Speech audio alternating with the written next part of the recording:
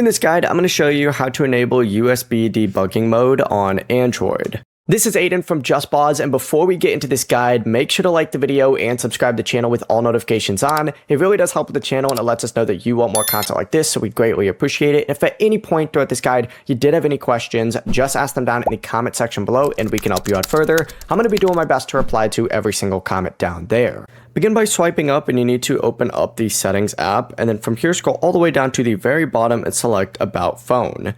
Tap Software Information and look for the build number on here. You essentially need to go ahead and tap on this build number 7 times. This is going to enable the developer options, where you then just need to go back twice, and then at the very bottom now you're going to see developer options. Open that up, and then of course enter in your PIN if prompted, and in this section scroll to the debugging section and turn on USB debugging. Tap OK, and USB debugging is now going to be enabled on your Android phone. The process is as simple as that. Before you do leave, make sure to like the video and subscribe to the channel with all notifications on. It really does help with the channel and it lets us know that you want more content like this. We'd greatly appreciate it. And if at any point throughout this guide you did have any questions, just ask them down in the comment section below and we can help you out further. I'm going to be doing my best to reply to every single comment down there. Peace.